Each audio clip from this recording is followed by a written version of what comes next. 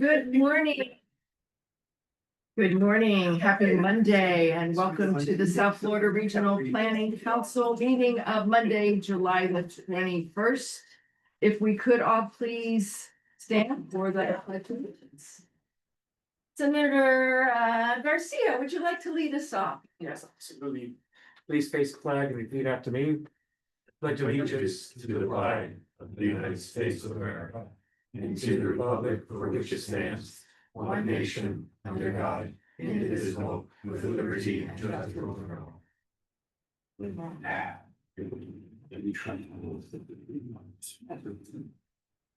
Well, welcome everybody on this beautifully warm Floridian Monday morning. If we could please, if anyone has reviewed the minutes, if we could have a motion to, Need a little roll. should maybe roll call first. Thank you. There we go. Thank you. Kaplan? Here. Case? Here. Corradino? Burr? Garcia, Present. Geller, Here. Gilbert, sorry, Give me one second. Gilbert, Goldberg, Here. Portland, Hoffman, Here. McGee, Rodriguez, Here. Udine, Davila, Here. Wynn, Here. Boy, Here. and Lincoln. Here. Madam Chair, if I may quickly. Yes. You have an executive committee, which is in formation this morning. To the extent that you can appoint, Commissioner Kaplan as a member to the executive committee, we then have a forum under the statute and also under the rules of engagement, which are the rules of, statement of organization of the organization and the SFRPC to proceed legally this morning on behalf of the agency. I think since he's always at these meetings that he is part of the executive committee. Yeah. So do I need a motion for that? Just by acclamation, you can accept it. I am accepting your recommendation and thank you for always being at the meeting and you're now part of our executive committee. Pleasure. That Welcome. worked. Very didn't it? nice to be in your good company. Thank you. I want to do a shout out to Commissioner Craig Cates. I do believe he is the furthest away from us in Zoom world. He is on his boat in the Bahamas. Thank you, Craig, for letting us see your face. If you want to zoom around and show us the beautiful Bahamian water, we would love that as well. Do it too. I love it. Go ahead, Craig. Torch Rub it in, rub it in. your Oh, We should meet remotely. thank you. I know. The next meeting we're gonna have is with you on your boat. Safe travels as you cross over to Bimini this morning. Now in a moment of seriousness, I would like to take a moment of silence for the flood victims that we have had throughout our country, especially those in Texas, New Mexico, and New York. So just one moment of silence.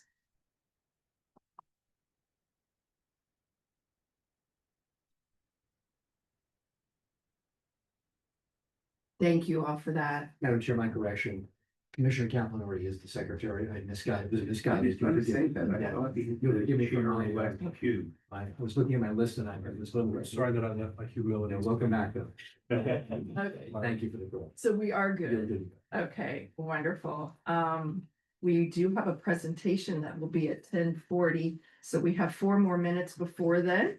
So let's run right over into our action items and we'll start with, I need a motion to approve the minutes. Move approval of the minutes of the prior meeting. Second. We have a motion and a second. All in favor, say aye. Aye. Aye.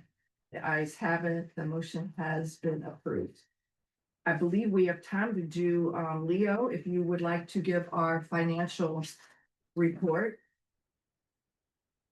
Of course. Ask Leo to present item F.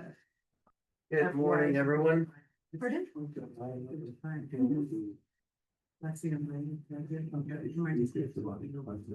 Okay. So it doesn't need to be right now. Oh, okay. Good morning and happy Monday to everyone.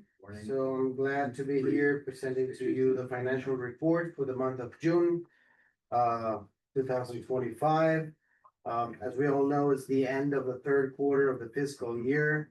So on page one, you can see that the general fund decreased its assets in $15,241. Federal, state, and local funds decreased the assets in $60,458. Revolving loan funds increased their assets in $6,967. And the Prosperity Institute increased the assets in $128.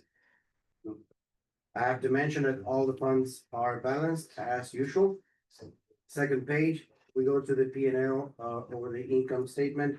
We'll see that revenues are at 98% of collections for the budget for the fiscal year, at 75% of the fiscal year lapse.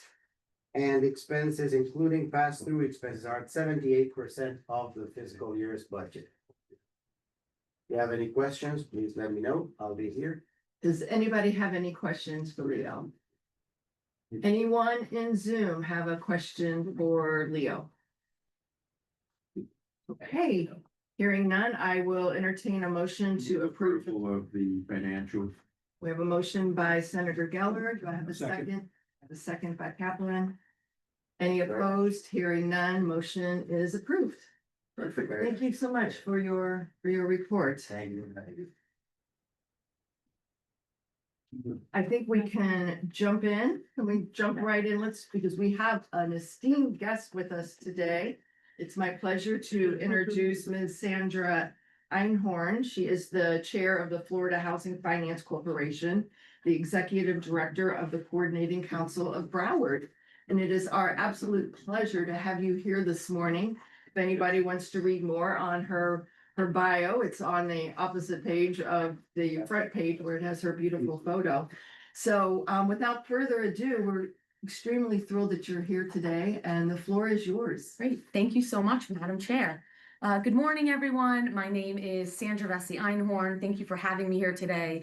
I'm honored to speak with you in my role as chair of the board of the directors of the Florida Housing Finance Corporation and to share updates from the 2025 legislative session, one that placed housing affordability firmly at the center of state policy conversations.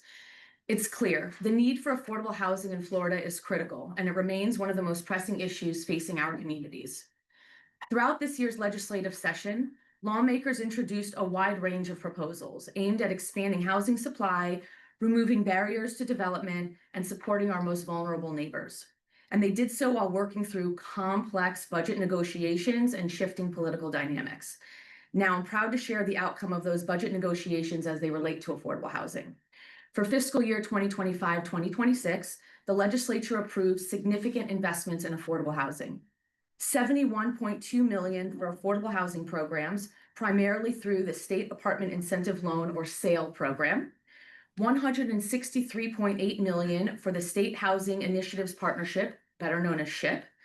$50 million for the Hometown Heroes program, and $150 million in non-recurring funding for the Live Local Multifamily Rental Development Program. Two bills in particular were signed into law by Governor Ron DeSantis and will have a direct impact on affordable and attainable housing opportunities across the state. First, Senate Bill 1730, championed by Senator Calatayud and Representative Vicky Lopez. This bill expands local government requirements to support affordable housing development, including on commercial, industrial, and religious institution properties. It also establishes state policy that promotes housing for public servants like hospital and government employees. The second is House Bill 7031, led by Representative Duggan in the House Ways and Means Committee. This legislation revises key areas of our state's tax policy, including property tax processes and the distribution of dock stamp revenue. It also makes important modifications to the affordable housing property tax exemption. The widely popular Florida Hometown Heroes program, which provides up to 5% or $35,000 in down payment assistance to first-time home buyers, was renewed for additional funding. This year, the program is returning to an occupation-based eligibility model, which is different from last year. Florida Housing is currently working on the approval for the list of eligible occupations and will be opening the application process soon. For those interested in staying informed, we encourage you to refer to floridahousing.org. I close with thanks. We are incredibly grateful to Governor Ron DeSantis and the Florida legislature for their continued investment in affordable housing. Because of their support, we expect to create over 4,300 new multifamily rental units, help thousands of first-time home buyers access safe, stable housing, and continue to support SHIP programs that fund disaster recovery, home repairs, rental assistance, and more. Altogether, this investment is projected to generate an economic impact of nearly $10 billion. At Florida Housing, we're proud of this momentum, proud to support communities across our state, and proud to continue working to make Florida an even better place to live, work, and do business. Thank you, Madam Chair. Well, thank you for that very brief and uplifting report. I know we have two past senators sitting on this side of the table that I'm sure might have some comment or question. I know we also have a municipality sitting on this side that, and I'm in the Florida Keys, and this has been something that we've always relied on, our Florida housing, and we are all now looking at the Live Local bill and what does it mean this year, and who is this gonna impact, what businesses is it gonna impact, and how are we gonna get people into workforce housing? So I'm gonna let Senator Garcia start, then we'll have Senator Geller. Good question. On the first one that you talked about, you said that there was an extra requirement for local governments. Well, So yeah, so the updated Live Local, oh, that was a big local. yeah, it was the updates to Live Local. I mean, the biggest piece of Live Local that changed is now allowing faith-based institutions that own land to be able to build on local government. There was perhaps some home rule challenges that came with Live Local this year. But something as robust as Live Local is never gonna be a. I didn't realize it was a live local one, so I appreciate that. Was the gist of it that you can't prohibit use changes? Yes. If the target is one of the three uses that you described, Yes, if it applies to. another preemption. Don't be silly, they don't preempt us. I used to say we don't. No, 2-3 years ago, I finally started dropping the we and saying they when referring to the legislatures, yeah. Couple of things. First, it has a copy of your remarks because there were a lot of detailed, specific things that I'd like to look up. You got it. Okay, thanks. For sure. That's number one. Number two, I've got two concerns on low income housing, and I want to talk about them not necessarily in your capacity as chair of Florida, but as a Broward person. Concern that I just saw the median, the AMI for Broward for family of 4 is about 126 something like that, and it's mid 120s. I want to say 126, could be 129, meaning 120% of that is 150, 160,000, which leads to two different concerns. Number one, we are now defining, we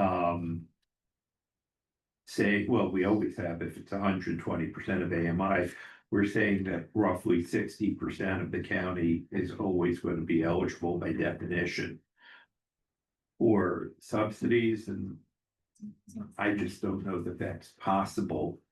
And which leads to the two other the related questions that I was talking about, which is number one, the concern is everybody that I know that is using either Live Local, Geller Amendment, or similar things are building workforce.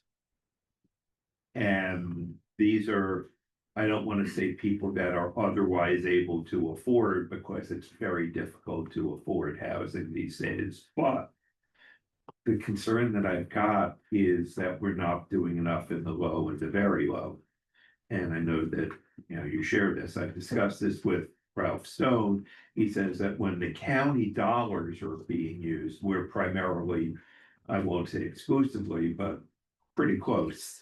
There may be one that I'm not familiar with, but pretty much using those on 50 to 80%. That's correct.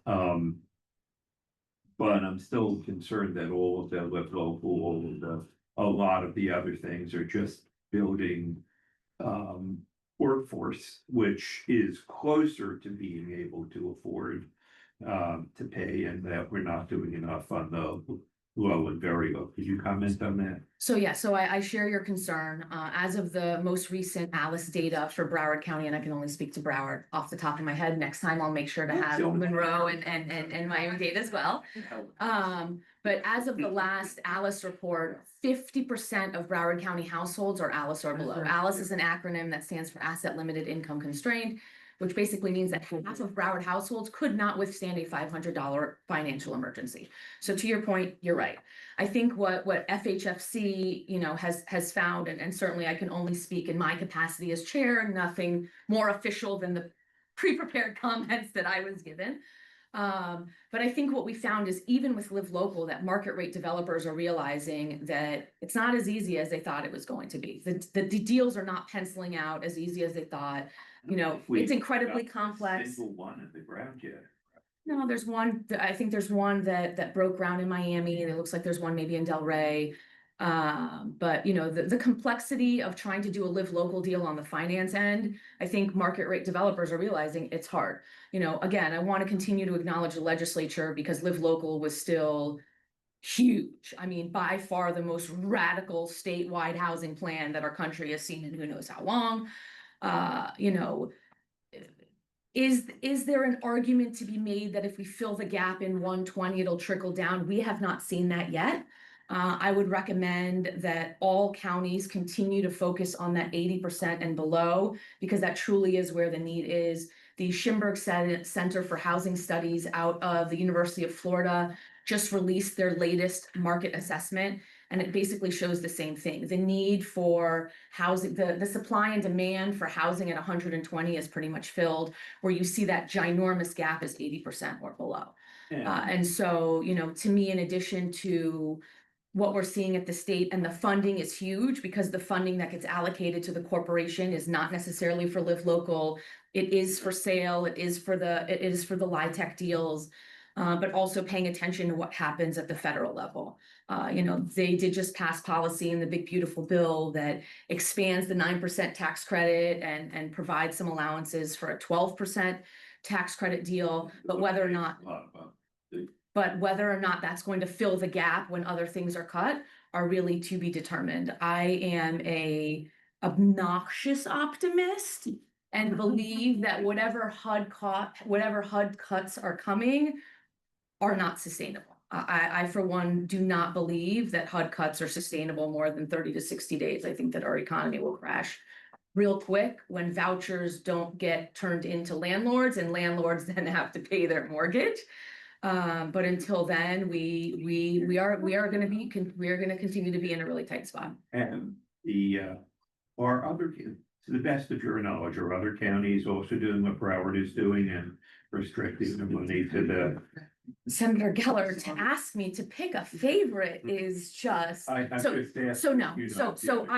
say this: Miami-Dade County obviously benefits from 7 to 9 different funding mechanisms. Congratulations, Senator Garcia, by which they have $50 to $60 million annually of recurring funds to address their housing crisis. Broward has certainly done their part, allocating over $140 million since 2016. Thank you for that. We know that along the I-4 corridor, especially in the Tampa Bay region, Hillsborough County has started to fund, but it really takes, not only political will, as you know, but political will during incredibly contentious budgetary times. You can't but you build the 80% or less without county dollars. You cannot, can we get a shirt made with what Senator Geller just said? You cannot build less than 80% without those subsidies, like full stop. It's the only way that it's going to happen. You know, we're also at the corporation, you know, I've certainly been advocating for a lot more partnerships between nonprofits and for-profit developers, recognizing, especially in some of the special population RFAs that we serve, homeless, individuals with developmental disabilities, seniors, et cetera, that there's an opportunity to perhaps reduce the amount of profit that needs to be had if there's a partnership between the two, and to provide an opportunity for a stellar provider of services to be able to partner with a stellar developer who is not interested in providing services, to see if we could better leverage funds that are coming either from DC, Tallahassee, or local. And the last question that I have is, maybe you know something that I don't, but Definitely not. I believe that we're probably going to be stopping all county subsidies, because, not this year, but I believe that some version of the defund the police bill is going to pass. By which I mean, of course, the Governor DeSantis's property tax. Well, I don't think we'll eliminate it, but I think if they're going to do something that will be catastrophic. If they, right now, you have the 250,000, so basically there's 100,000 homestead exemption. If they increase that to 250, or if they, some people are saying, well, we should eliminate that on all new home buyers, and first-time home buyers would not have, they get 500,000 property tax. Whatever they do, if they affect more than 5 or 7% of our budget, and they're talking about, under the pure defund the police bill, and that Governor DeSantis is pushing. I know Broward County is 87% of our revenue comes from, of our GR revenue comes from property taxes, and 55.7% of our money goes directly to the sheriff's office, which is why I refer to it. So you've heard that many of our FAC calls as the defund the police bill. If any version of that passes, we're going to be in survival mode. And one of the things that, of course, will go is the affordable housing, but so will everything. I mean, if they reduce our revenue by 20%, none of us know how we're going to make it work. So they're going to do that. No, but I appreciate the comments, but I think people are looking for some type of relief. Property taxes have been, they're hurting more so in the insurance crisis that we have in the state of Florida. I have to believe that, it's just, I would have to believe there's gonna be some replacement. It can't just be complete elimination, because, if there's been talk about completely eliminating property taxes, and we all would love to see property taxes eliminated, but yeah, you're absolutely right. We can do that because the services vary. So But the if you don't services, believe in the services vary, but listen, I just think that there will be something that will be, hopefully there'll be something that will be replaced by it. But I don't disagree with you that they could put our counties and our municipalities, there are all of us in some tight situations. So for this year, I'm just going to thank you for the dollars that have been allocated in this year's budget, Senator Peller, for Broward County. And I would say my county has even a more unique situation. I'm listening to you all and I'm jealous, because you all have places you can build, and you have building allocations that you can utilize. And in my county, it's not just the very low income, it's across the board, because we can't find even places for nurses to live who make a stronger income and are not eligible for the very low and low. And yet there's no place for them to live. There isn't even a place for the traveling nurses to find housing, because our hospitals can't even find enough nurses in our own community. So we are truly being challenged, and we in Monroe County do use the 3P, Yes. constantly to try to match funds and get housing built. I think we could have this as a topic of conversation for one of our seminars. Yes, please. I respect the fact that you have an 11 a.m. Zoom meeting that you need to get on, and it's 11:56. But we've right got a now. call later on this month anyway. So I greatly appreciate that you're Thank you here. for having and me. Would love to Thank you have for us having me. come back for a whole Absolutely. live local, dive into the live local bill and what it's gonna do to all of our counties. I will happily talk housing policy with all of you at any time. So I think you all know that Sandra is a longtime friend of the council and has worked for us for years and years and years. It occurred to me, I've never given her any cookies. Thank you, thank you. I appreciate it. Thank you, everyone. Thank you, thank you. Thank you. And I'm staying in the building. Are you all set? Sure. Yes. On the housing, maybe, on Teresa Axford, superintendent has done something pretty clever with some of her properties where she's trying to build some, housing for teachers. Yes, and Broward County is all. That, Broward that's County pretty Public amazing. I Schools. mean, that's how we have to get innovative. You're right, there's no land. And our There's no sheriff- land. So we're gonna put a pin in this and we're gonna bring this back up for Yes, future meetings. please. Thank you, Matt. Our sheriff did his own housing for. Yes, his we got it all employees, set up. And now our county Speak to you is soon. also. Thank you, doing Sandra. Thank you. temporary housing for our own staff. Mhm. You guys getting very creative. We're thinking out of the box. Guys, not only thinking out of a box, being as trailblazers, you are leading the way. You really have been. Thank you. Madam Chair, well, you know that over the years, we've had mayors roundtables and council member roundtables on the affordable housing issue, so I think after August, which is the break for Miami-Dade County, we can just go ahead and we're due to reconvene one of those conversations. Only if we rename it workforce housing, not just affordable, because there's a difference. So it could be Our affordable. program we're having on affordable and workforce. Yeah. Right. Yeah. That's good. Okay, where are we on our agenda? I believe we are under C, consent. Yeah, so back to the reading of the amendments. The copy amendments on the consent agenda. That was very. That was. He is very good. Unfortunately, at the time, but at least you did those words for a little bit. All right, so Sam, would you like to read out the Sure. amendments? The record item number 3C relates to the proposed and the items regarding adopted land use amendments. For the record, this is a public hearings on each. Members of the public who attend today to speak for or against any of the applications have the right to do so under the public hearing portion of the proposals, and they are as follows. For proposed, we have the following: the City of Hialeah, number 25-01 ESR. Second up is the Isla Mirada, Village of Islands, 25-802 ACSC. City of Miami, 25-01 ESR. City of North Miami, 25-01 ESR. City of North Miami Beach, 25-01 ESR. And last but not least, City of Sunny Isles Beach, 25-01 ESR, all of which are a matter of public record and public hearing, Madam Chair. Anyone who came out today to speak for or against any one of the items has the right to do so, either online or in person, physically. Thank you. Thank you. So is there anyone in this room that would like to make a comment on these amendments? Hearing none, I'll open it up to Zoom. Is there anyone on Zoom that wishes to make a comment? Hearing none, I close the open public hearing. And now we need a board vote. Correct. Move We approval. need to move. Yes, we have a motion to move by Senator Geller and second by Commissioner Kaplan. Any opposed, say so now. Hearing no opposition, the motion passes. So now we will move on to our public hearing. Adopted.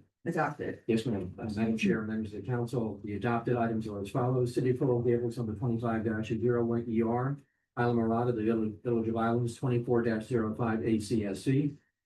And the City of Lighthouse Point, 24-01 ER. All three of which have been adopted by their local governments that are affixed to this item. And again, the same rules apply, rules of the road, that being a member of the public, we came out today to speak for or against any one of these items, or online to speak in such way, has a right to do so under the public hearing process. Under your direction, Madam Chair. Thank you. Thank you. Again, I'm opening it up to the public for comments. Is there anyone in the room that wishes to give a comment? Hearing none, I'll open it up to the Zoom world. Anyone in Zoom wishes to make a comment on our adopted amendments, speak now. No comments, so I will close the Move comment approval. period. We have a motion to approve. Second, We have a second.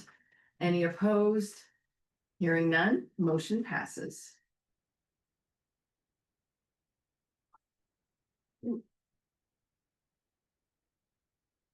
we have a copy. Can we get a copy of the Lighthouse Point here? I'd like to see it.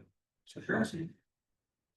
You want me to email it to you? That'd be great. Okay, you got it. Wonderful. We are now up to item E, which is our membership dues, and I will turn the floor over to Ms. Carvello.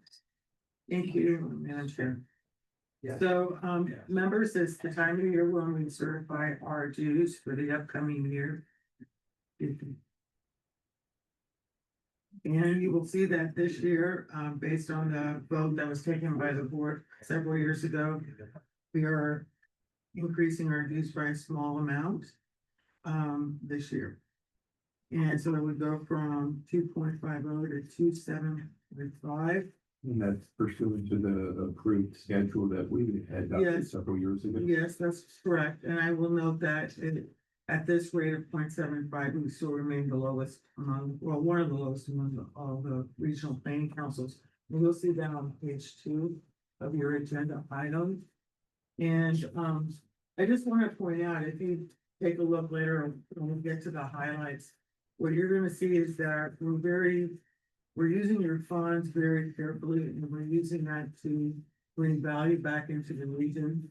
So you will see that just this year alone, we leveraged $1.50, 60% leverage to the 39.7% in the dues. But what that translates to, for example, is that this year, that part, and we were able to secure $3.25 million in EPA funding this year. That would obviously not be possible if we were not here. So, and in that respect, we're bringing in resources. And you'll see as we continue on through the agenda, the different activities that we're involved in that we believe are continuing to bring value to the region. So thank you for your support. Question. Yes, the floor is yours. Thank you, Madam Chair. Isabel, I had asked, and some time ago, we were told this is being done. Mhm. When we look at our finances, I know we bring in money, and I know that it costs us money. Mhm. And so I'd asked for a review as to whether or not we were actually on some of these, were netting any income to the Right. SFRPC, or were in fact on some losing. Or if money. it just passed through. Right, and I was saying they were just passed through and they were not creating any benefit to the community. Why are we doing that? Did we ever complete that review? Well, I'm gonna defer that to Leo, our finance director. The review has been going on, but I would say that.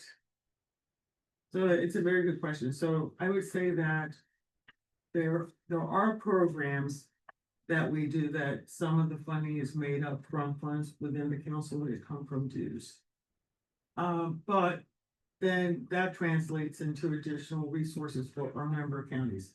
One example that I would give you is the military installation resilience review project that we did. So our contract with the Department of Defense ended some few months ago. But at my direction, we kept working on trying to get implementation funding for the projects. I felt that that was our commitment to the installations, and we had brought through the things. And I will say that we were successful in securing $350,000 from Miami-Dade County. That will go to them to do a mission critical access road flooding study for HARB. So in that case, I did use some of our council funds to keep that work going. And at the same time, that is resulting in a direct contract to Miami-Dade County Department of Public Transportation and Public Works to do this study. So Leo and I have talked about this, I would say that overall, we're not making a lot of money, but generally we're not losing money either. And if you don't mind, sorry for interrupting, Ms. No, you're not interrupting. I would ask you To, to speak. to answer to Senator Geller's question, most of the funding that is coming through different projects is getting, invested into the region that we work on. We do not get to keep too much money. It pays for salaries, fringe, indirect costs, and different related costs. But we're reinvesting in the region. That's mainly what the result of the analysis that we did, came back with. Madam Chair. I have two concerns on this. Number one is I know that the SFRPC is frequently functioning hand to mouth, that we just don't have sufficient funding, and I am concerned if we are receiving money, but to do some of this, if we are receiving a $500,000 grant, it looks great on our books, except if we spend $540,000 Of course. on that grant, then we're actually not only not making anything, then we're losing funding, and I know that we have very, very tight margins. Secondly is, for example, on this thing to Dade County, Senator Garcia, don't want to put you on the spot, which was program on that, and did you know that? And you're on our board, did you know that about this program that resulted in $350,000 directly to Miami-Dade? Well, that just, it's through the chair. That just happened. We were just awarded. The point that I'm making is, with the exception of those of us who sit on the SFRPC, if we are doing things like this, I think it's critical that we do a mailing, not an emailing, I mean, to all of the county commissioners and staff in the affected counties Mhm. to let them know of the, because again, Of they course. need to fully understand the value of the SFRPC. And in examples like you're doing, I just don't think we're doing enough because we're great at doing work, but not as good at beating ourselves on the chest and claiming credit for what we're doing. But if we want to keep the support from the counties, They have to. they have to know. So I would strongly urge that if there, when there are things like that, that we're getting direct grants to the local government, that it's important that all of the county commissioners and the top staff. There's a perfect example now. I'm glad Jeff is here. But this year we got granted $4 million for brownfields. Out of which the majority for us are passed through. But all that funding is getting reinvested in our region.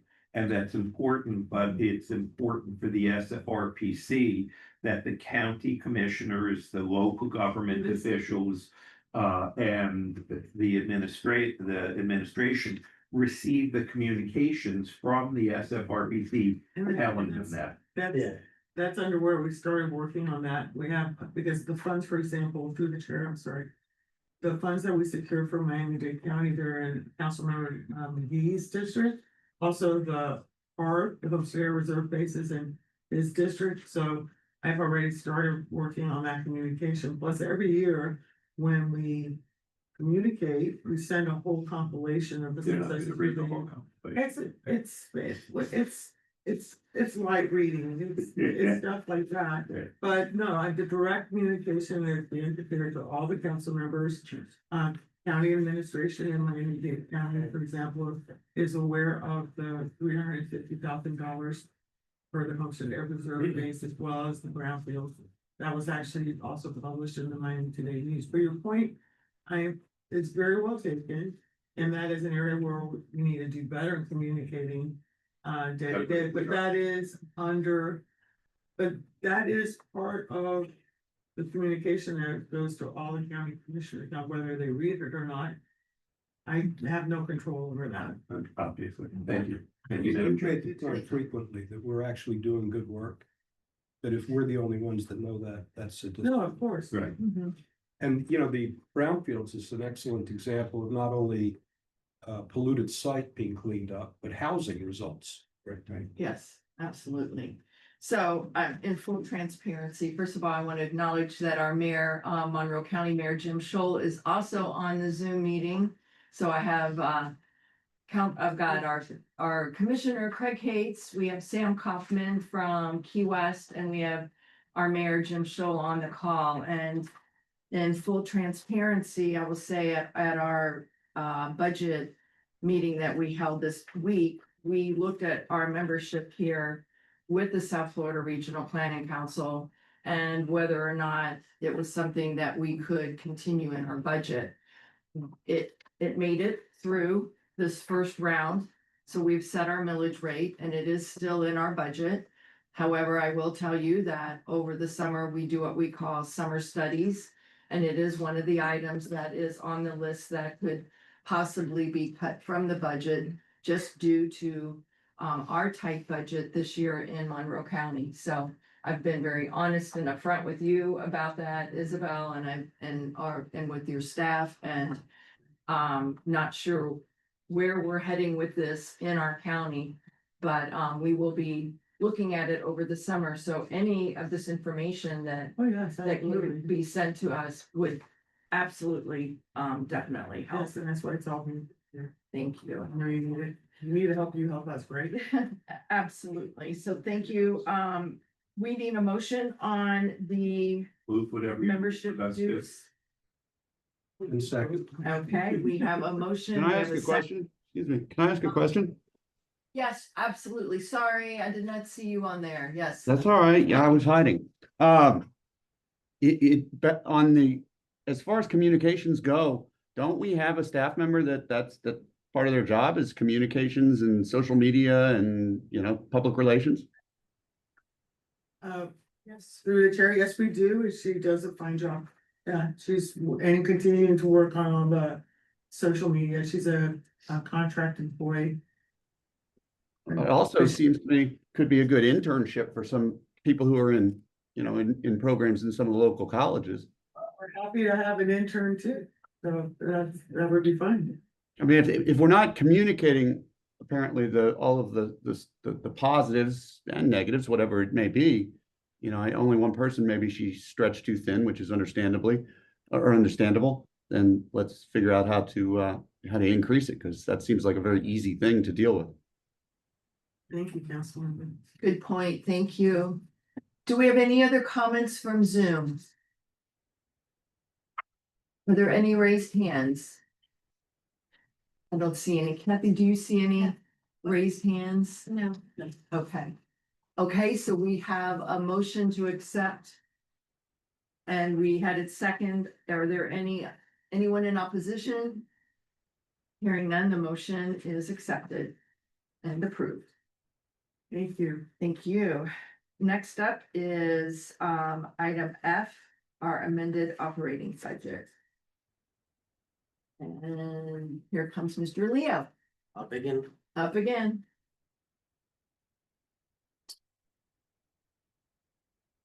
All right, so, again, thank you for giving me the chance to present this amended budget. Going back to Chair Geller's point, our budget, has been increased in $368,876. For what remains of the fiscal year 24-25. And that corresponds to funding that has been secured for different projects throughout the region. And they're mainly pass-through dollars. So we will not get to see too much of that money here locally. But it definitely helps our planners and our staff members finish with their projects throughout the region. So having that said, the initial budget was $3,092,722, and the amended proposed budget is $3,461,598 for what remains of the fiscal year. If you go to page 1, you can see the new projects or the increased projects. One of them being the FDOT District 6, it went from 50,000 to 88,158. The economic forecasting partnership rose from 28,400 to 63,400. In the federal funds projects, we can see FDMH MEP training went from 62,030 to 119,992. State funded projects, we have FDP Regional Resilience from nothing at the beginning of the fiscal year to $139,566. And EPA Brownfields Homestead under the trust funds went from 0 to 68,209 that will be affecting our agency's budget. And of course, all the corresponding expenses to balance our budget as we always do. Thank you, Leo. Does anyone have any questions? Anyone on Zoom have any questions? Hearing no questions. To accept the financial report. Thank you, Senator. Thank you, Senator. We have a motion and a second. Any in opposition? Hearing none, the motion passes. Very much, Leo. Thank you, Leo. Anytime. We will now open up for public comments. General public comments, first, Madam Chairman. General public comments. Is there anyone in the audience that has a general public comment they would like to make at this time? Hey, we have no one in the audience that would like to make a general public comment. Anyone on Zoom wishing to make a general public comment? If so, please raise your chat hand. Seeing no chat hands raised at this moment, I will close the public comment period of our meeting. And we will move on to program reports and activities. So the first one we have will be Mr. Jeff Tarts, our senior loan officer, who will give us our revolving loan fund status report. Mr. Tart, the floor is yours. Good morning, council members, senior loan officer and manager of the revolving loan fund programs. I'd like to share a few brief highlights on the revolving loan fund programs for the month of July. One, on June 24th, 2025, the Economic Development Administration, the EDA, conveyed the final approval of the CARES Act RLF 5-year plan, encompassing our plan's guidelines for the years 2025 through 2030. Furthermore, I anticipate our CARES Act funding to be eligible for defederalization upon reaching its 7-year limit. That will be in 2027, while we remain in good standing. Our grant award was received in May 2020 during the COVID pandemic, if you recall. Similar to our traditional RLF being defederalized in March 2021, the RLF defederalization is a legislative reform that ends the burdensome and costly reporting requirements placed on local RLF operators such as the SFRPC and allows enhanced efficiency and effectiveness of the RLF program. Two, in regards to the CARES Act RLF, to date, the administration has approved 39 loans totaling $8.71 million and saved and or created over 351 jobs. The program has approximately $270,000 to lend to new borrowers. At the recent RLF board meeting on July 15th, the board approved a new $350,000 loan increase to the white glove linen and laundry services to expand their businesses, serving the restaurant and hospitality industry. Natalie Vertis, the minority owner, is extremely grateful to the SFRPC, which provided her the initial capital to establish our business, which now grosses over $3 million in sales and is located in Broward County.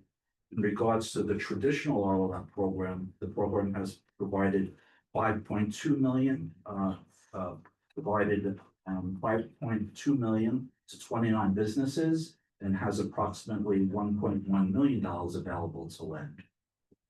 Three, in regards to our EPA Brownfields Cleanup Revolving Loan Fund, I'm proud to announce to date the program has been awarded in excess of $10.65 million, and that supports 10 environmental projects throughout the South Florida region, including Broward, Miami-Dade, Monroe, and Palm Beach counties. The majority of those projects helping support assessment and remediation of contaminated land into residential housing and mixed-use properties. I'm happy to provide additional information to any council member on project updates of all our current and past projects and brownfields. In regards to our affordable housing initiative, the Southeast Florida Community Development Fund recently approved a new 26-unit single-family housing project in the city of Sunrise called Sunset Strip Square. That project's being developed by New Urban Communities and has been awarded gap financing by the Housing Finance Authority of Broward County. And separately, we continue to support the Housing Foundation of America with their 12-unit affordable residential townhome in the city of Miramar. And that was highlighted last month to address workforce housing at 120% or less of median income area of income. And each of those units will be about 1,600 square feet, or for that $385,000. Thank you all again for your support, for doing a tremendous support. Thank you. Does anyone have any questions? It's interesting to put an actual price point on these units. We do, you know, in the past, you know, the developers try to keep it within a range, but now because a lot of the home buyers are first-time home buyers, it's very important for the down payment assistance to really know exactly what they can afford and what the end unit will be selling for. So a lot of that is prepared and contracted up front, so it helps the developer know that they can actually sell that unit on the CO. Thank you. Anyone on Zoom? Any hand up on Zoom? Seeing none, we'll bring it back in here and Senator Gallo. To be competitive. When we do when we get each of these funding, can you make sure that an email goes out to the specific county commissioner or Yes. district that's in? Again, we Good just need idea. to make sure we're building support for our funding. Absolutely. I would agree. We will move on now to our next item, which is the CARES Act. I think that, Jeff, pardon me, are you done with both now? I'm done. okay, all of them, okay. Then we are gonna move on to an exciting part of our agenda, which will be the analysis of shared use, non-motorized sun trails in Miami-Dade County. And, yes, there is time available. I always like, they give you little cheat sheet notes on here. It says if time is available. Of course, we have time available. Right, thank Randy, you. good morning. Thank you, everybody. So I'm gonna give you a very short overview of a study that we recently completed for the sun trail, or equivalents of it in Miami-Dade County. And there we go. All right, so just a few slides, but essentially 10 years ago, the state legislature established the shared use non-motorized trail network in Florida. And more recently, there was legislation that the FDOT, in conjunction with other agencies, needed to provide reports on what is the use of these trails in Florida and what are the economic impacts. And to that end, the District 6 of DOT contracted with us to do a study of 3 trail segments in Miami-Dade County, the Atlantic Greenway, South Dade, and the Underline. And so we're gonna go over this very quickly, so you get a sense of what we did. But basically the questions that we wanted to answer are, what are the economic, health, and property value impacts of these trails on Miami-Dade County? So we'll just kind of circle through here if you don't mind advancing it. So these are all 3 trails. That you can see the Greenway, South Dade, and then the Underline, which connect to each other. And what we wanted to really understand better were the range of impacts, where people are coming from, where are they going, you get a sense of who they are, how much money do they spend when they're on the trail, what are the property value impacts. And we put all of this together in our study, and I'll give you a few highlights of this particular study. let me go ahead and go on to the next one. So, part of our study also included using Strava data. So Strava is a fitness app. And they partner with local agencies, they share data on where their users are going, where they're coming from. And we use that to help map the usage of the trails. Now, not everybody is a user of this particular app, so we recognize that there's some limitation on exactly who's using it for what purposes. But it helps give us an idea of the overall distribution of where the users are going. The data that we also got from Strava was also really helpful in helping us think about how people spend their money. People who typically come from very nearby don't spend it on the same things that people who are coming from further and further away do. So there's some industry standards for thinking about what the economic impacts or the spending patterns are based on the distance people travel. And we combine that with some data that DOT combined or collected for its own study on the statewide network that did not include these particular segments. So we'll talk a little bit more about this, but this is the underline, and the underline was also particularly important in our study because the trail itself generated the most in property value impacts of all the three trails. And when I say this, I say that because when you add a swimming pool to your property, or you add an extra bedroom, that increases the value of your property. And so we did a statistical analysis to show how proximity to the trail increased the property value of single family and multifamily uses within a mile of the trail. And so the underline generates about $18 million in additional property taxes for Miami-Dade County. And that is, of the three trails that we looked at, the most productive in that sense for property values that are generated. But I'll also mention that the underline was also the winner in terms of spending patterns, so that users spent about $4 million per year on associated trail spending, either for trail equipment or whatever they're using on the trail, plus outside spending on retail and restaurants and so forth. All right, so we want to go ahead and advance it. So this guy here is the South Bay Trail. This was remarkable simply because of the three trails. It had the most bicycle usage. And we wanted to compare that with the next one, which is, if you don't mind.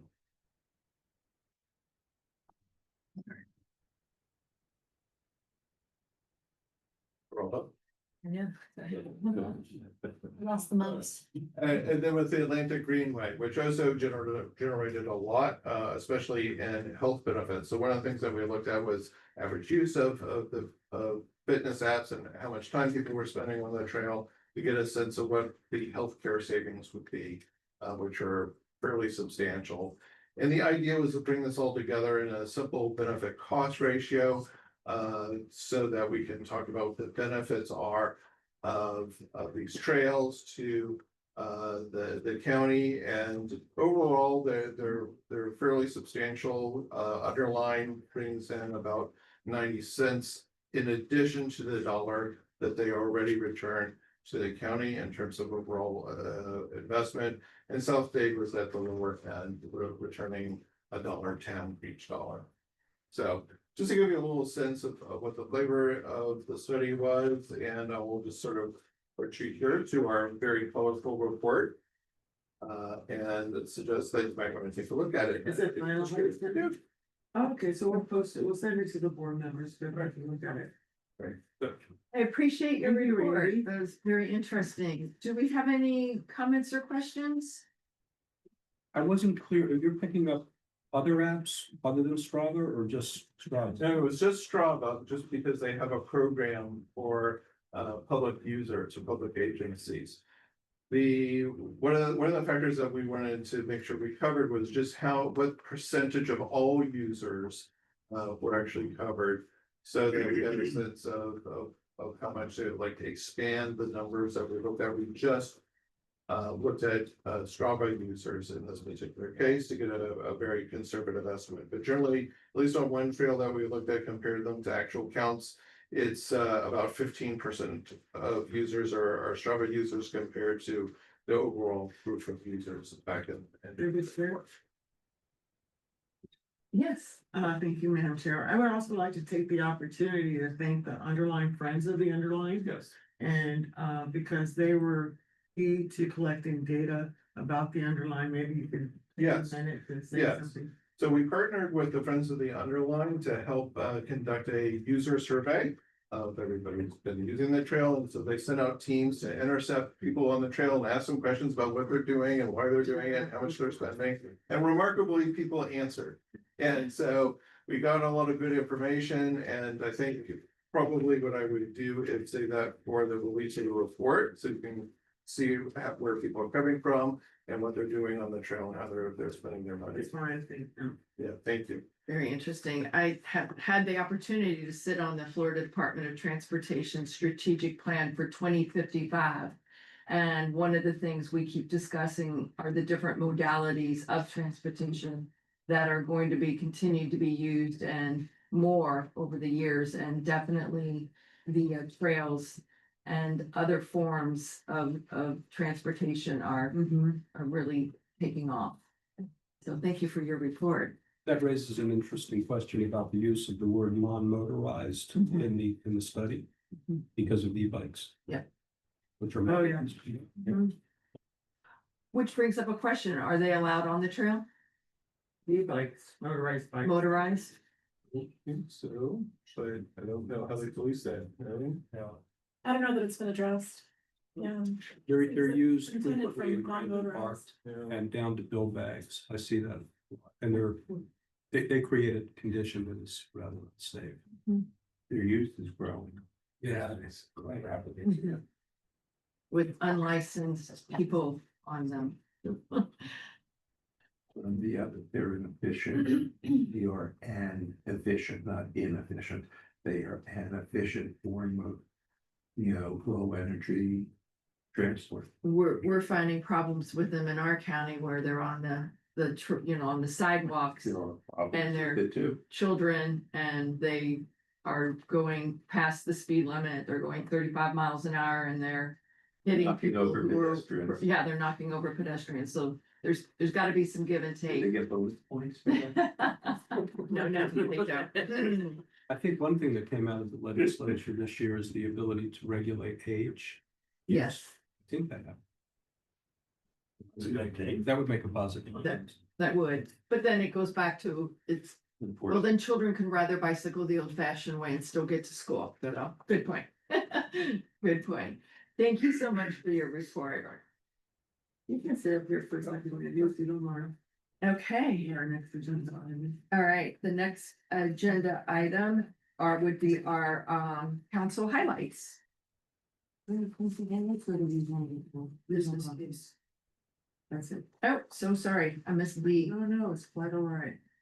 A lot of items. Okay, so next up is our regional conference, which will be the business case for transient oriented development with affordable and workforce housing, and I turn the. Thank you. I'm just gonna say, very quickly, as you know, council members, we've been working on the regional conference. For this year, it's gonna be September 11th at, the Broward Center for Performing Arts.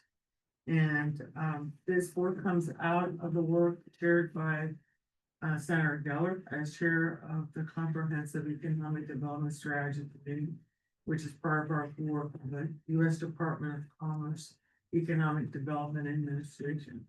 So I think if you take a look at the agenda, you'll find that we have well, actually, I have summaries. The agenda has been changing every minute as we've been getting confirmations and changes. So I think at the end of the day, we should be able to send it out with what we have. I didn't want to start changing it up every 5 minutes. But if you look at the agenda item, you'll see the different panels that we're having. I'm talking about how do we build a regional economy contributions, development around transit to the D, session 2 market compatible vision. We have a conversation, executive update with the Miami-Dade PPO director and Broward County MPO director, as well as the head of their respective transit organizations. There's also conversation, this is meant to be public, private sector. So there's a lot of emphasis on hearing from the private sector. And we want, what is needed to do TRD and how's it looking. So there's a return on investment, partnerships and financing strategies. And also a leadership roundtable. So Senator Geller, I'd like to turn it over to you if you want to add anything about that. And maybe. First, the question, I'm trying to remember, is this SFRPC or joint? This is SFRPC, okay. Yes, sir. We have been planning this for a long time. We've worked on this in the SEDS first and then led to this. The question, of course, is whether or not there will be any transit for much longer. If the inadvertent removal of funding during this year's legislative session, and I use inadvertent, nobody's sure how inadvertent it was, eliminated the funding for both Tri-Rail and the Coastal Link, but without them, there is no transit-oriented development, but there's no transit. But assuming that they somehow get funded again, what we're trying to do is enlist the business community into trying to work on transit-oriented development. We all know, and Chair Lincoln has pointed out, that there simply is not sufficient land in any of our 3 counties to build. If you're in Dallas, assuming you can find water, which right now Texas is too much, but assuming there's potable drinking water, if the price in the downtown area gets too expensive, you just squirrel out another mile. We can't. In South Florida, you've got the urban development boundary in Dade County. Monroe is Monroe, unique in and of itself. Broward, we have sharks to the east and alligators to the west, north and south are fully developed. So the only place to add the additional housing is to go up. And the best place to do that is transit-oriented development, because when you're looking at transit people's costs, the highest is living and the second is transit. You combine the two into one, that really is the best, and you can make it really dense along that corridor without having to worry about transit. And we have unfortunately received generally lip service, but not much more than that, from the business community. We've been working on trying to get the business community involved, because some of this is going to involve additional taxes probably on the area along the transit corridors, some sort of tax increment financing or something in order to make this work. So that's what this is. It's a program that will talk about the benefits of transit-oriented development from a lot of different viewpoints. And the goal, which will be discussed at the beginning, at the end, is to try and get the business community involved. So we're hoping that our leaders on the SFRPC can spread the word to the different large business groups. I mean, if you contact the Beacon Council, it'll have a lot more impact than what the SFRPC does, and say, their chair is already speaking, but it's important that, they bring 10 or 15 of their large business members. Same thing with, Broward, and I don't know what the large business community is in Monroe, but T-shirts, rum and stand. Well, right. we're the wrong guys. Yeah. So we have to answer any And then questions. be sponsors. There'd be great sponsors. We'd enjoy having them there. Yes, To bring samples. this will be a very good day. Yes, for the key line pie. Key lime pie too, yeah. Kermit come down, up actually. Well, this will be nice. I'm looking forward to this. So I hope everyone's got it marked on their calendars.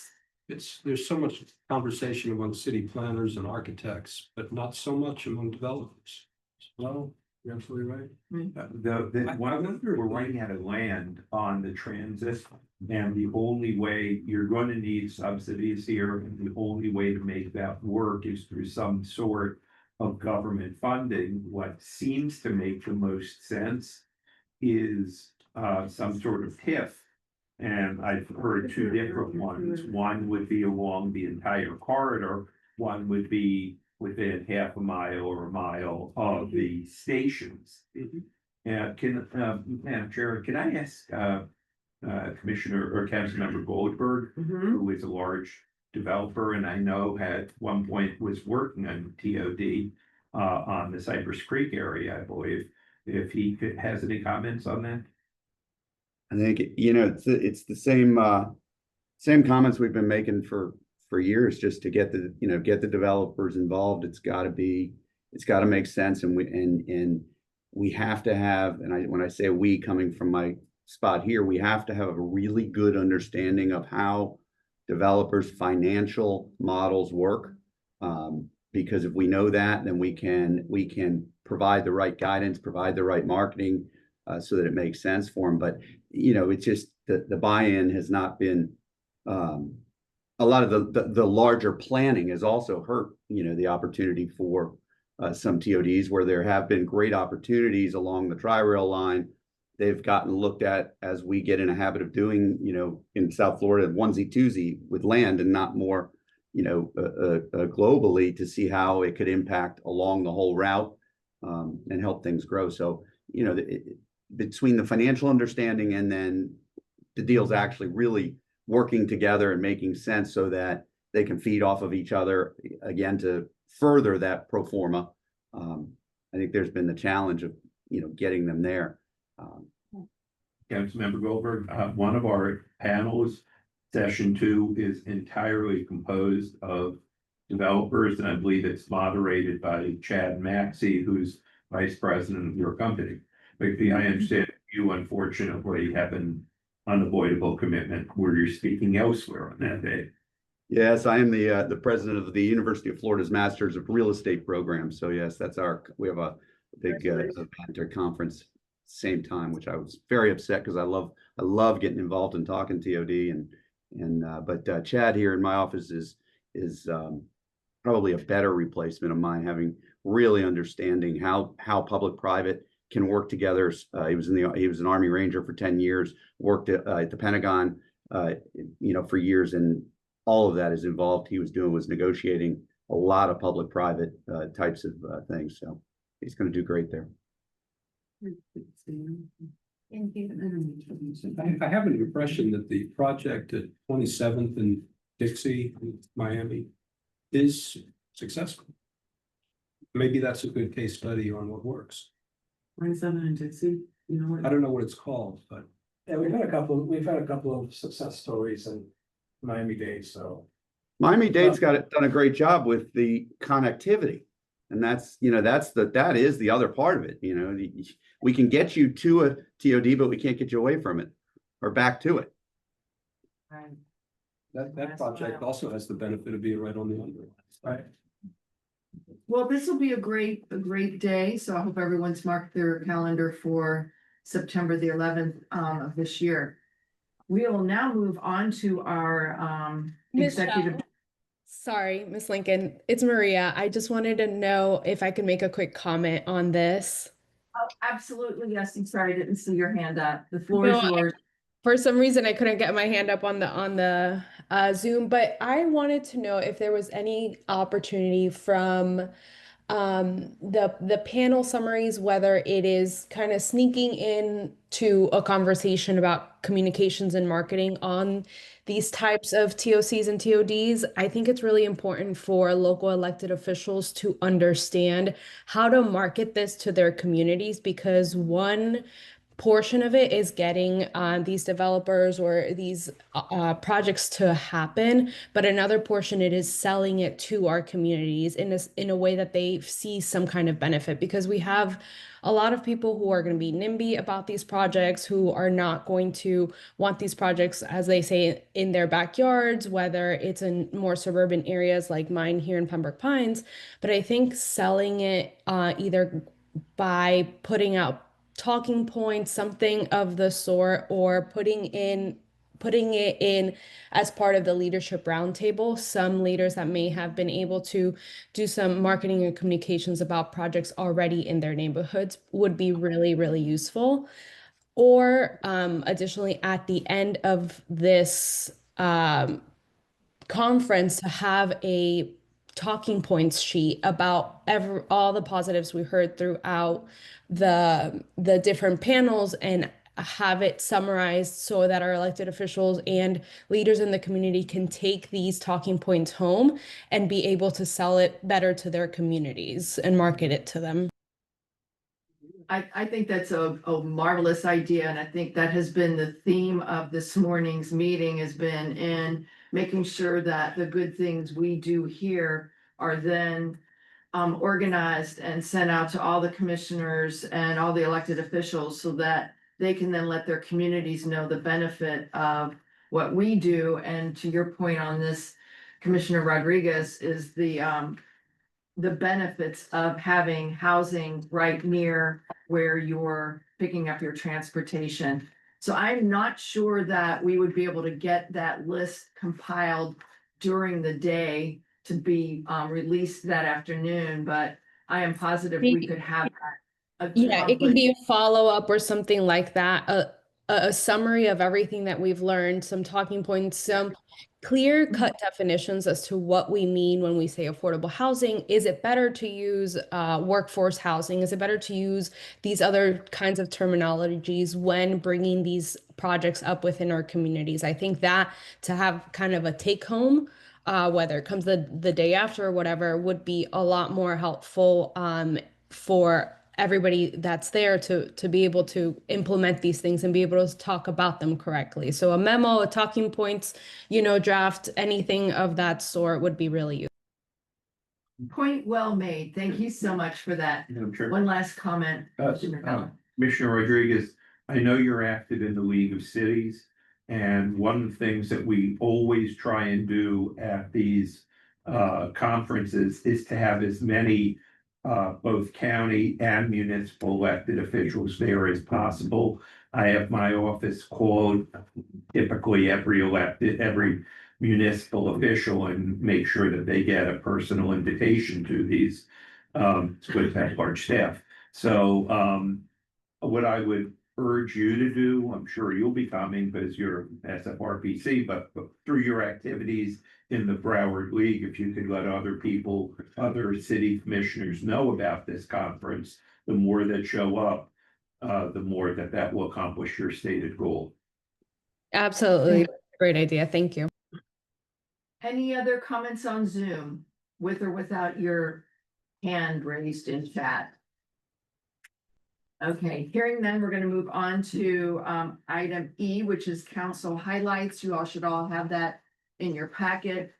Make sure you look at page 3. There's just a fabulously happy woman there. Oh, that's me. Okay, with that. On that point. Right. Oh, no. Okay, in addition to being our chair, you are also chair of another group that a few of us are active in, Florida Association of Counties, from this picture. And so from the SFRPC, we wanted to give you a larger picture that you can frame or do something with. There you go. Thank Thank you. you. Thank you. Let's take a picture. Sad that you weren't able to Senator be Garcia. there. I understand. Senator Garcia. Get me photos. Senator Garcia. We gotta read this. So what it says is, congratulations, Chair Lincoln, on your election to the presidency of the Florida Association of Counties from your colleagues and staff of the South Florida Regional Planning. Thank you. So, Commissioner Castleman, Sam, getting closer? Thank you. 1, 2, 3, go. Perfect, thank you. And one more little thing. Oh, it's beautiful. It's an orchid. I love orchids. No, I know you My have a favorite million of color. them, but this one's sort of cute. It's very, I love it. Sort of One cannot have too many orchids. Okay. So it means I can't miss any meetings now, right? I'm in the chair. Thank you, you all. That was Nice. very nice. I appreciate it. Thank you. Okay, next up, we have our executive director's report. Isabel. Executive Director's Report. That would be you. That would be me. Well, we're looking forward to some upcoming meetings. We have, we're gonna invite Secretary Manny Iglesias from District 6 to come up to our council meeting in September. So I'm gonna reach out to Senator Barbara Sharif also so that we can formally thank her for her advocacy for us. And then we're looking, I'd be interested in some feedback, if not now, a little later. Chair Lincoln and I discussed having the November meeting in America. They have a new emergency operations center there, and we're gonna reach out to Director Guthrie at the Florida Department of Emergency Management. I had reached out to him earlier to see if he might be here at this meeting, but they're so busy right now between hurricanes and everything else that they have. So just think about that, and we would look to go down to County, Monroe. Can we do it after the meeting? Election to take it to consideration, but there's an election period in.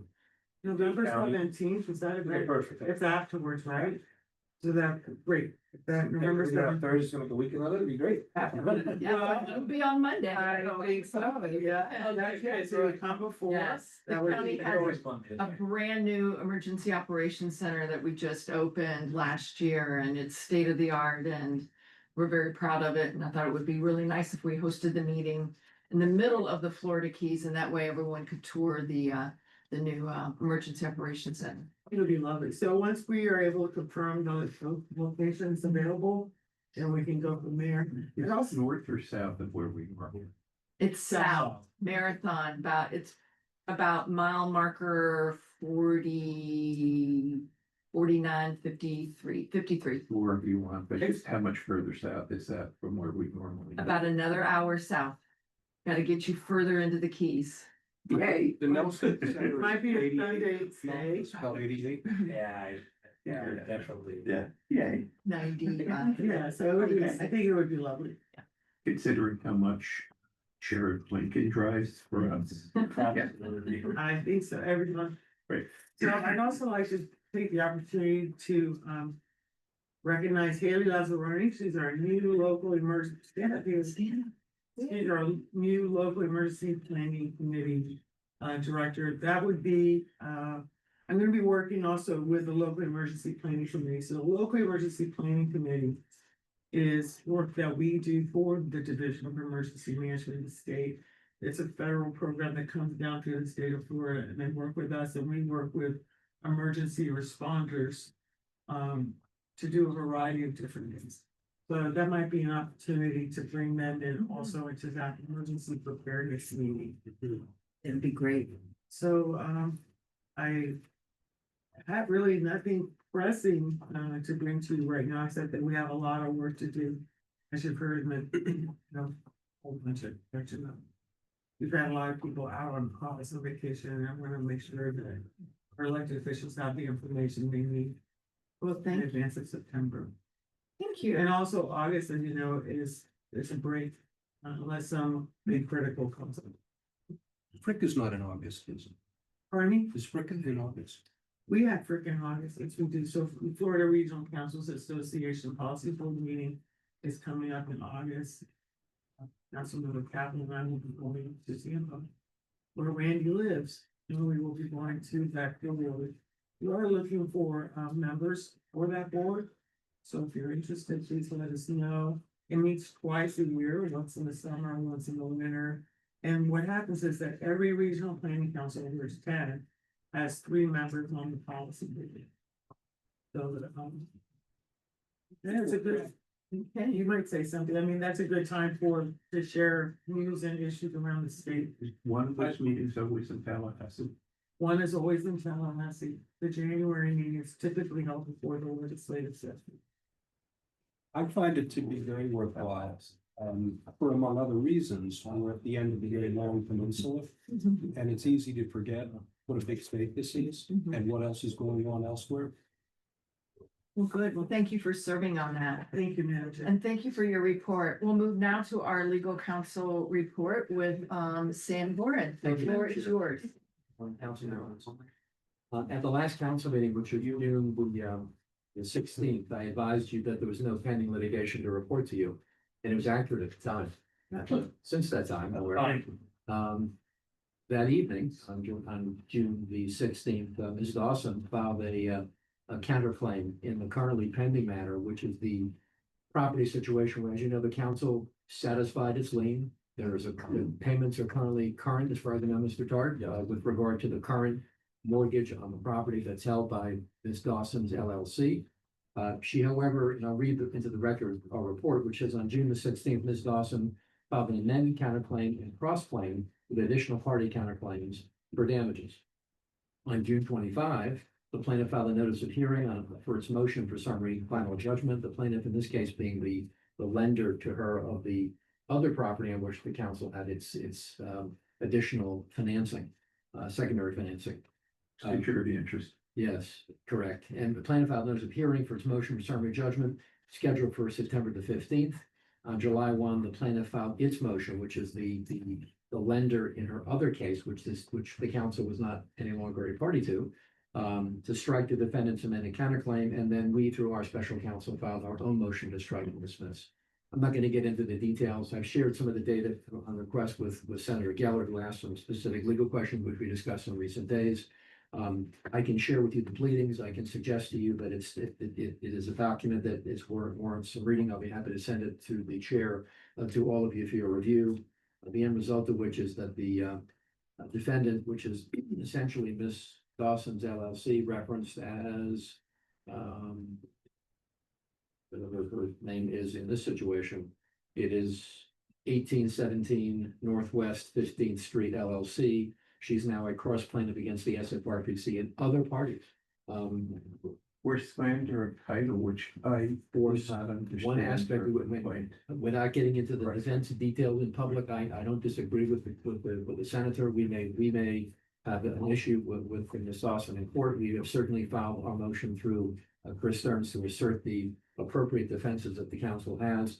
She's added new parties to this other litigation and has, again, I'll restrain myself in the place of information, but the document literally was filed 7:23 that evening, which was, my statements were correct when they were made on the 16th, but they were corrected by virtue of the legal filing that evening. So it's out there. I'm happy to discuss the contents of it. I think that the council will vigorously defend itself against this counterclaim and cross-claim by Ms. Dawson. Hopefully, we will be able to find a way to end this discussion in a more appropriate fashion in the very, very near future.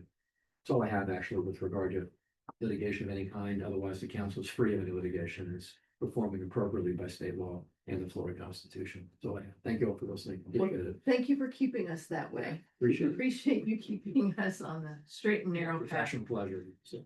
Appreciate you.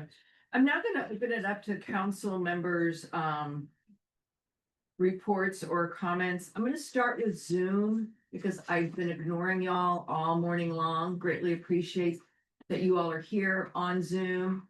Is there anyone, council members in attendance that wishes to give us an update on anything going on in your neck of the woods?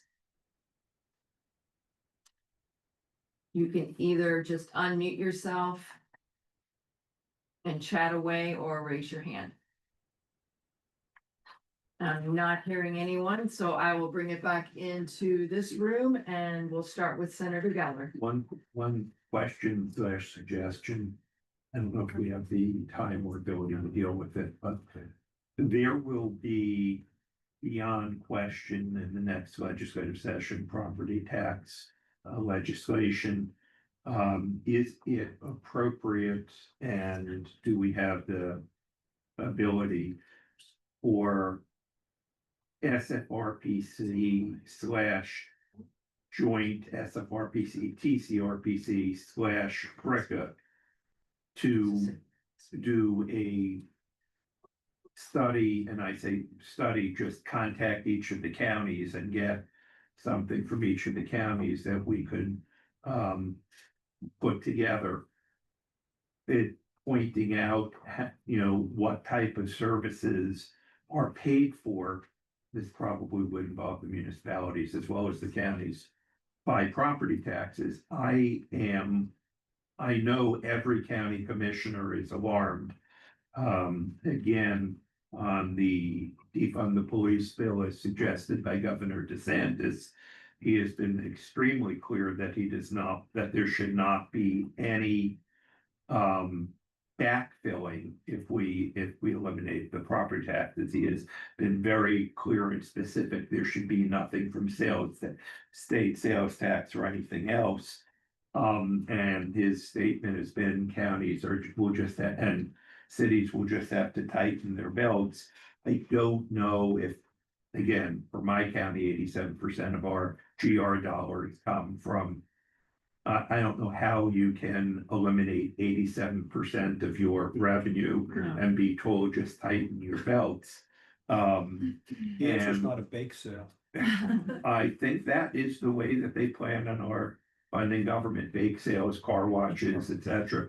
I am throwing out the topic for discussion as to whether it would be appropriate, because we are the regional planning group for SFRPC, for us and TCRPC, or FRICA, to try and gather information from the different governments in the region to point out how impossible this is, because it is clear, unfortunately, to me that up until my last couple of years in the legislature, when I made this a talking point, I didn't really understand where local government monies went. I've asked probably 15,000 people this over my years, including legislators.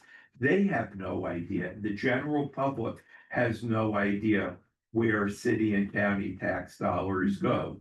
I can tell you from what I've asked, they think between 1/3 and 40% of it goes to overhead and administration, when the real number is around 8%. And they think between 1/4 and 1/3 goes to first responders, when the real answer is typically it's between 50 and 70%. So, but that includes the legislature. They just don't understand where our tax dollars go locally. And that's why I'm wondering if it is appropriate. I know FAC is working on this. I'm sure FLC is working on this. I'm throwing this out for discussion only as to whether whether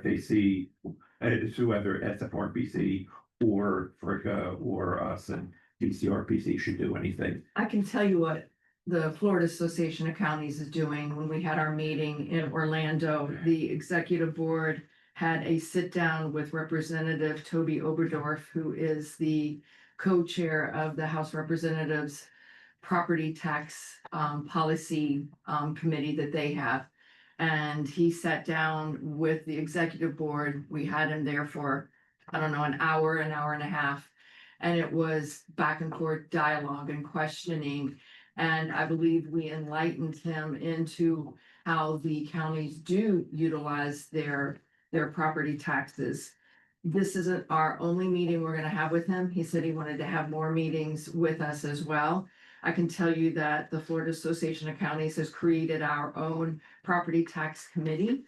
We're meeting regularly. One of the things we're doing in the Florida Association of Counties is we're pushing out videos right now explaining to the general public what our property tax money goes for. We're also encouraging every county with their public information officers to create informative, entertaining videos where it explains exactly where property tax money goes. And we want to get this all out in advance of the legislative session so that when this might come on a referendum and we're then shut down from doing anything like this, that we've already put the paint on the canvas that explains to people in a proactive way what we do with property tax funds.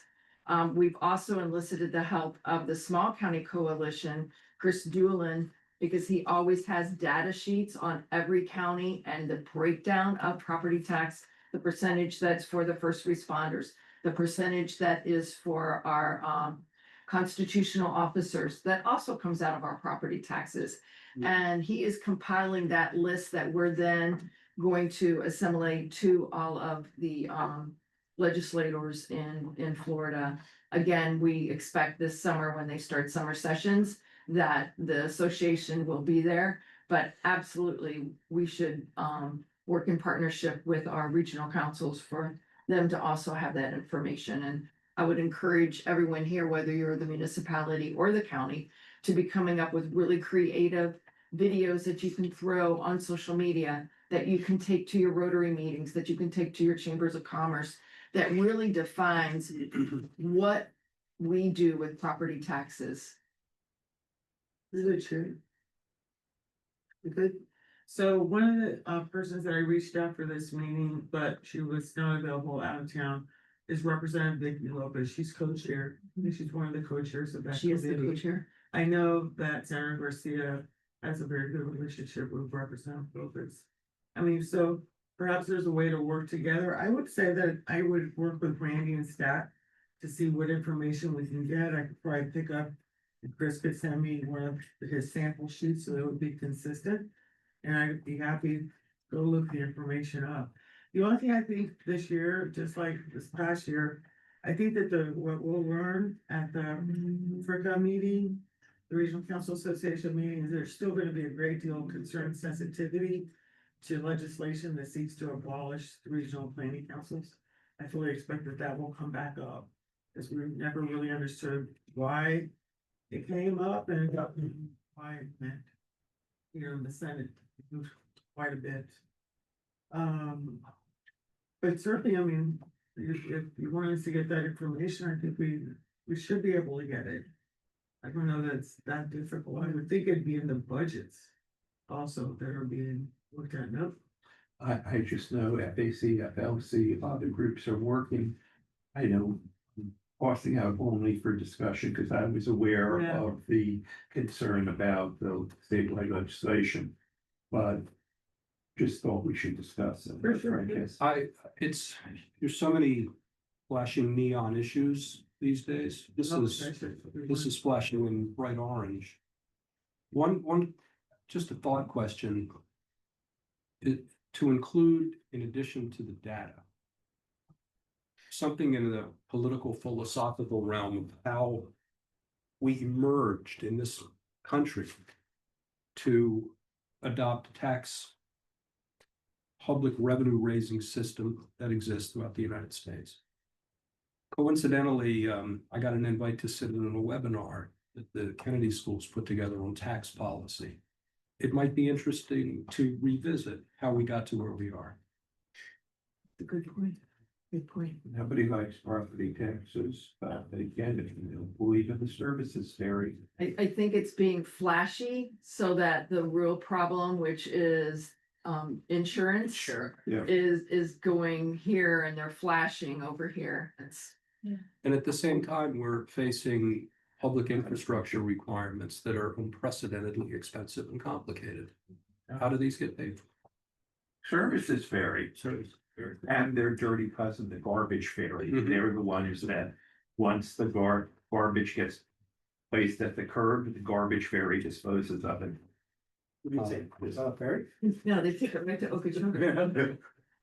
Senator Garcia. Thank you, Madam Chair. I don't think it's the decom police bill. I think it's putting property taxpayers first bill.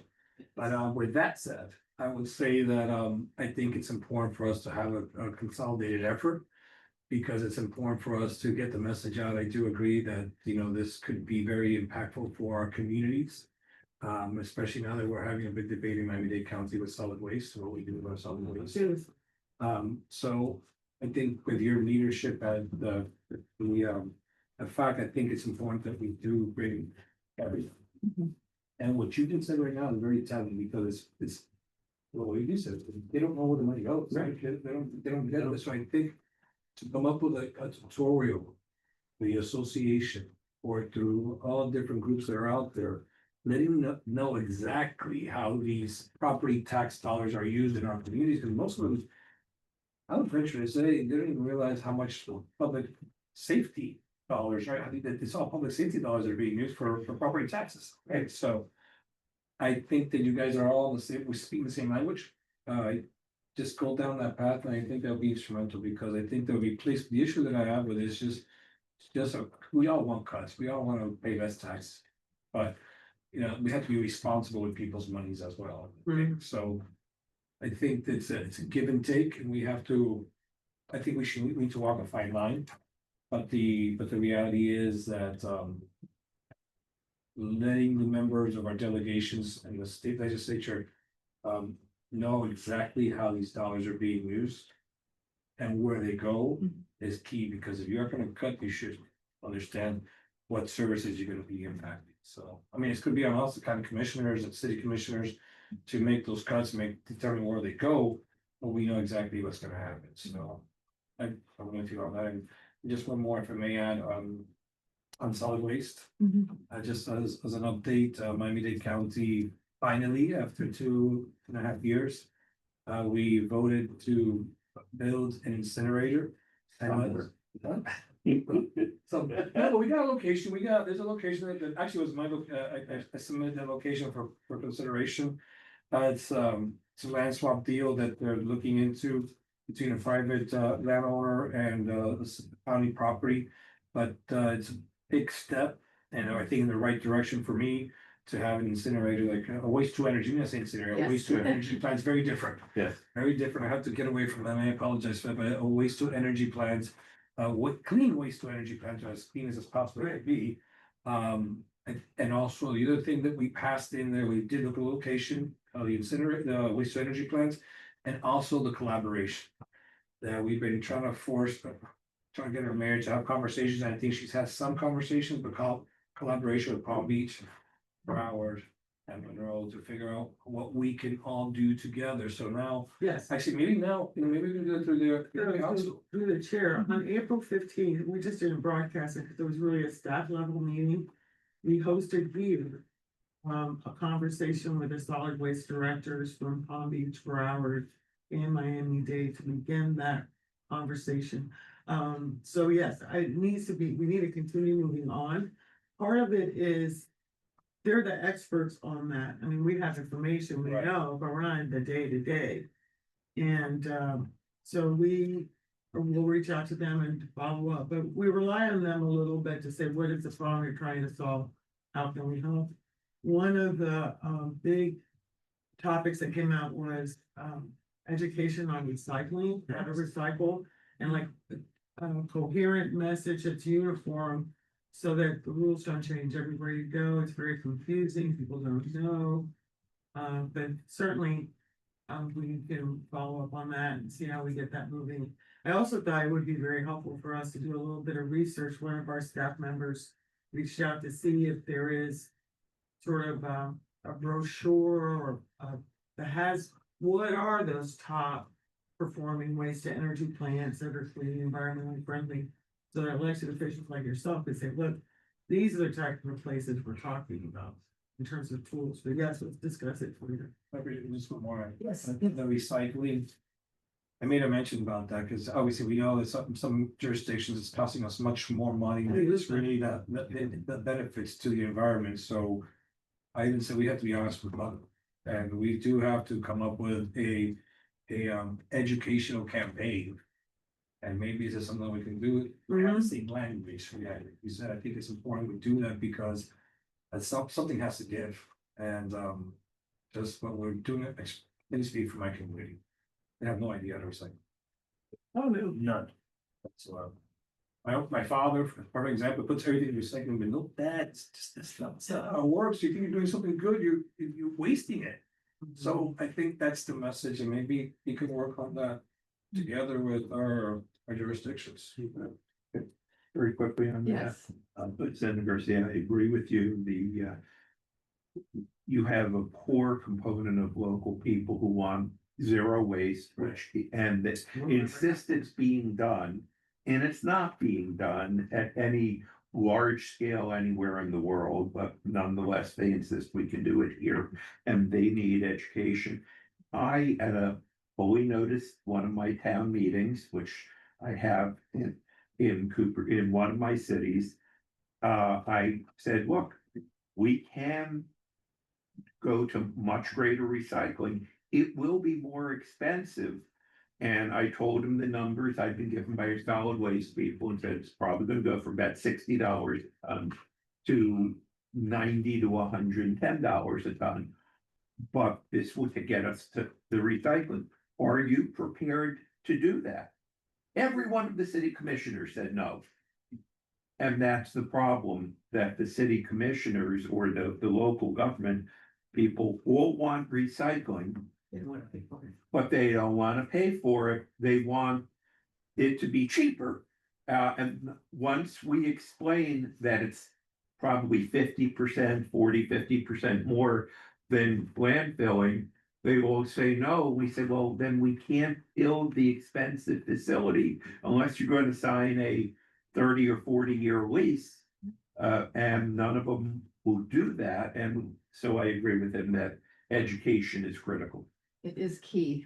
Everything in life, isn't it? That is. Yes, so Chair Lincoln, Yeah. The garbage fairy. one of the things dirty when cousin of the when I service worked, area. when I worked for Broward County as a legislative person, and I see that Marty Cassini is the director of intergovernmental affairs for Broward, legislative, all things legislative. We used to have at that time, First job. there would be, tri-county meetings of the county commissioners. Where there was some sort of agreement on a legislative program. That would then, there would be, remember, the tri-county meeting with the elected officials. And I would just like to, plant that back in the head, that with all the issues that are coming up. And remember, committee meetings start already in October this year, with session starting in January. Think of maybe what you would like to see in terms of developing a regional consensus.